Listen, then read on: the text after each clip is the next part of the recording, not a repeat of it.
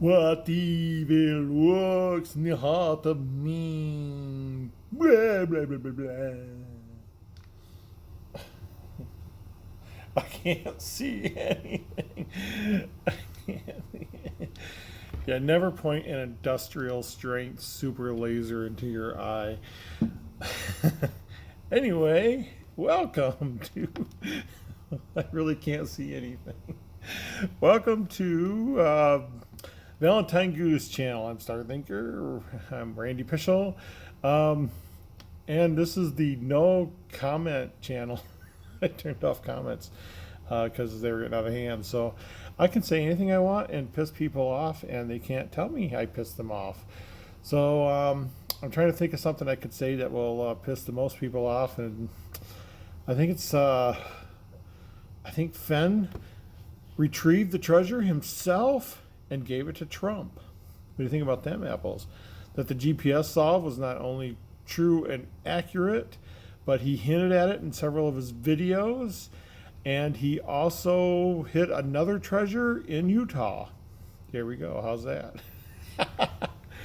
Anyway, just wanted to comment on Fandango, and I did make another video about Fandango, and I didn't upload it because I thought, you know what, I didn't really have a horse in that race. I looked at Fandango. I follow the forums quite a bit, and whenever someone comes up with a new idea for an old hunt, I'll go back and revisit it. Now, I don't try to figure out their solve. I'll try to figure out their method. So if they say a method, I'll go to the book and see if that method is valid or not, because to me, the method is the most important part of it. And recently, with the reminder, because I don't think a lot of people remembered, and then there was a reminder that Fandango was going to end on Thanksgiving. And I think with that, a lot of people revisited it, and I saw a whole bunch of new threads pop up. And some of the ideas were pretty good, so I went and revisited it. And but the thing is, some of the really good ones involve tearing your pages up, and I simply won't do that. So, what was my opinion on it now that I've seen the solve? I did see the author post, and he said he was really disappointed. He said he was disappointed because no one solved it and because there was a lot of criticism. But I think some of that criticism was unfounded. I will say the ones should have been distinguished as ones instead of just lines, because they weren't very distinguished. And there were a lot of other lines that could have been distinguished as one, so it could have been 11111, both red and yellow. It seemed like people had caught up to that point. So I think if this hunt had gone on a little longer, someone might have figured out the ones. But I think that just reminding people that it was ending in November gave it a kick. And some people were close. Some people had, partial GPS coordinates, but they didn't have that important minutes. And without the minutes, you could be miles off. But yeah, the ones could have been a little more distinguished. And I am not a fan of tearing pages out of books. I would not have done that. And that's a decision made by the hunt creator. But boy, that is not something I would have done. I don't know if that's points against them or just points, well, not points, but just the way they created their hunt. But no, I would never have anyone tear a page out of a book. But I do believe that every hunt should have over 100 red herrings, and that book definitely had a lot of red herrings, a lot of distractions, a lot of little things that didn't lead anywhere. Yeah, because the solve were just little tiny thing. It was just one little GPS coordinate, and all that other stuff was filler. So I mean, even the story itself, I don't recall if there was clues in the story that actually led to this. But so that's my 2 cents on Fandango. Yeah, I was watching the recap of all the hunts tonight, and I'm just like, wow. I'm still working on chapter 4, and hopefully I'll get some time this weekend. I may do something like, grab my notepad and go out into the woods somewhere, because I need sunlight. I feel like maybe a lot of my depression is because I just haven't been outside, and it's been freezing. It was every morning when I leave here, it's about 10 or 11 degrees. And in the daytime, it hasn't been getting much above 35, 36, 37 degrees. So It's been really cold, so but I've been sleeping all day. I'd get home from work, I lay in bed until it was time to go to work again, and you'd think I'd be losing weight, but I'm actually gaining weight somehow. So apparently I'm eating enough. Um, but I only eat at work now. I barely eat at home anymore, and so it's kind of weird thinking about my how my eating habits have changed. But since I am only eating at work, I'm not getting like fruits and vegetables and stuff. So yeah, it's horrible. What else? Uh, I am not into the Las Vegas hunts. If I lived in Vegas, I might have partaken of some Vegas hunts. Of course, if I lived in Vegas, I probably would be broke by now. Let's see what else. What I was gonna comment on something. I can't remember what it was. Um, oh boy, I really can't remember. Anyway, still working on Naomi Spec. Uh, Got to find out what that outside source is, how it's found from those little tiny clues, because they are tiny clues. If you don't magnify the picture, you can't even see what they are. So, um, what Naomi Spec. I am working on the Great U.S. Treasure Hunt. I am working. I still think I got a city. I know it's not a confirmed. It's not anything other than hints in the chapter, and that's not what you're supposed to look for. And again, I said that's dangerous. Don't do that. Um, that'll cause you to have bias, and you'll miss other clues. So, chapter 4 might be in Seattle for all we know, and I'm totally on the other side of the country. Um, I did come up with an idea for a new book, and it's kind of wild, and I really think I should do it, and it'll if the Beacon Star drove you crazy, this idea for this book will absolutely drive you insane. Um, but it's just a matter of me like thinking out the plot line and stuff. It would be an extension of the Beacon Star. It would feature Putnam and Horace and those guys. So yeah, but the idea is like I shared it with someone and they're like, "Oh, you're cruel. You're just cruel." I'm like, "Yeah, but it'll be a lot of fun. It'll be another 30-year hunt." So anyway, um, I know there was something else I want to talk about. There was another hunt I was gonna put my 2 cents in. Um, Might have been Blackbeard. I didn't see the interview with the software guy or the hardware guy that was let go because it's on a channel that's full of haters. I simply will not support a channel full of haters. I won't give them a single view or click or anything. So I'm going to miss that interview. But yeah, and Forest Fen, people are still, Forest Fen, the best.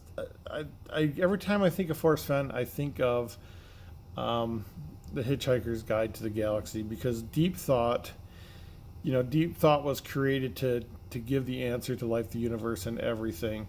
And just before he started processing the information, a couple of philosophers broke in, and they're like, "We don't want this computer turned on, because if it's turned on, um, we'll be out of a job. What can we philosophize about? When you think about philosophy, you think about the meaning of life and all this stuff." And they're like, "If this computer tells us what the meaning of life is, what good's a philosopher?" And the computer says, "Hey, I'm sorry, I've already committed my programming to this." He said, "But it'll take 5.5 million years to process." He suggested to the philosophers, he said, "But you know what? If you're the first people on the talk show circuit, people are going to start philosophizing over what my answer is going to be." And, 5.5 million years is a long way off. And, the two philosophers were like, "Hey, yeah, we can spend the rest of our lives just talking philosophy over what the computer is going to come up with, rather than just philosophy over what the meaning of life is." And that's what I keep thinking about when I think about Forrest Fenn. I'm like, the hunt's over. I think everything is mundane. And, everyone's talking about these fantastic conspiracy theories and this and that. I think it's just mundane. I think the guy that found it is staying quiet. He's probably staying quiet based on advice from legal experts. and other people, and I'm sure he wants to talk about it. And the hunt finished. There was a treasure. It was found by a finder.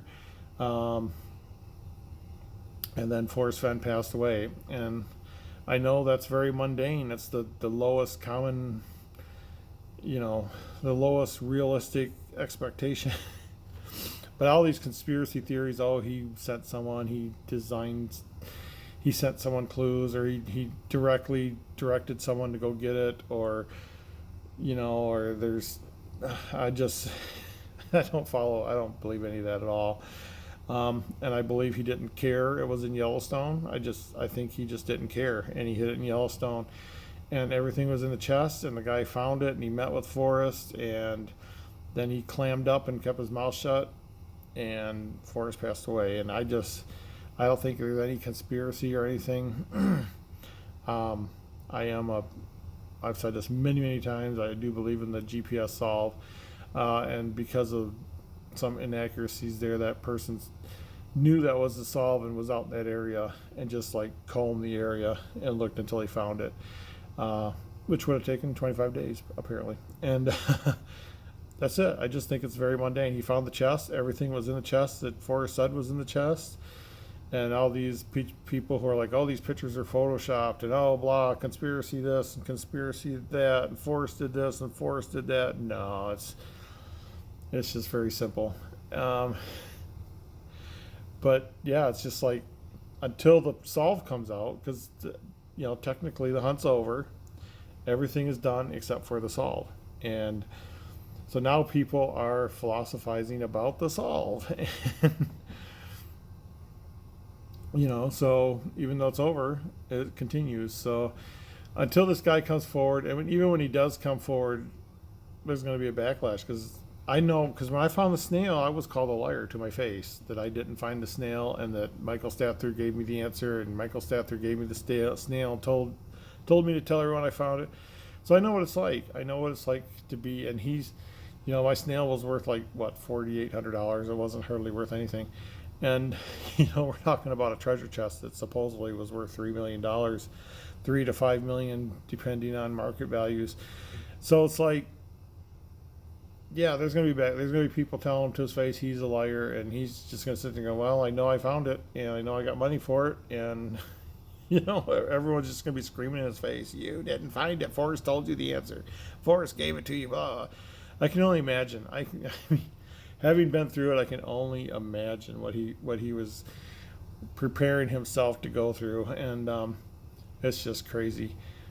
But yeah, that always brings me back to the Hitchhiker's Guide, and it's like, oh, it's already over. He's already given us, he's gonna tell us what the answer is. So now we can just speculate on what the answer is for the next 5.5 million years, and that's what it is. We're just gonna speculate on the answer till the finder comes over. So I believe the finder, because there's people that aren't part of the little circle community that we have, and like K-Pro was talking tonight about someone called because they needed a Las Vegas connection. They didn't even realize that she had a channel and stuff, and so this person might not realize that there's people out here waiting and waiting and waiting. And maybe only he knows, or maybe he only knows about the lawsuit, or maybe he only knows that his lawyer asked him to clam up. Maybe he is part of the community, and he's just like, holy shit, I'm coming forward now. So yeah, I mean, that's just going to continue until the solve is put forward. And I think if he even kept his mouth shut and just put forward, like, here's where I found it, and here's how I found it. I know he was like, well, I figured out where he wanted to die first, and then I went and found it. So yeah, it'd be nice to know how he found it, but it's no skin off my back. I don't really feel one way or another. I think it will come out someday, and I'm a patient person, so I just think I'll wait till that day. Anything else? Yeah, don't ever look into this. Just even seeing it on my screen, I'm like, whoa. And I also got this to deal with. This lovely color blue. And I got other computers I got to make. It's kind of a slow night. We're coming into the Christmas season, and things kind of slow down then because there's no hiring going on. Our projects are kind of grinding to a halt because everybody's on vacation. So I just got a couple of computers to configure. And this is a really old Windows 7 32-bit computer that I've got to get going for a robot out there. And yeah, so hopefully a quiet night and nothing unsurmountable. I know I got a huge shipment upstairs I got to bring downstairs. So I got some physical labor ahead of me. Good thing I wore my physical labor shoes. Anything else? It still seems like I wanted to talk about something else, but God, for the life of me, I can't remember what it was. hence the brain freeze. So anyway, that was my 2 cents on the Fandango hunt. My thoughts on Force Fan again, and yeah, look forward to it. I love this idea for this book, so I think I will go ahead with it. I just don't know how long it'll take me to write it because I got to figure out what codes I want to use and how to hide the codes. And I already know how I'm going to hide because that's 90% of it is steganography. I've got this really clever way, and so I'm gonna have to like figure out the codes. I don't even know what I'll use for a prize this time. There might not even be a prize. You get to the spot and there'll be a little coin that says this is your prize. I'll stamp it on the back of a dime or something, and just put the dime out there. Something to infuriate the watchers. So go ahead and leave a comment below about how much you don't like my stuff, and I'll look forward to reading it. So, yeah, I'm kind of in a weird mood tonight. No, I have not been drinking. Yes, I am at work. But yeah, I'm looking forward to the weekend. I was supposed to have today off, and then my boss realized I had no more vacation days and said, "Oh, wait a minute, you can't have tonight off." Otherwise, I'd be in South Dakota right now doing something secret. So anyway, that's it. Anything news on the Beacon Star that I could think of? Should I drop a hint? No. So I'll see you guys later. And I kept it under 20 minutes this time. See you later.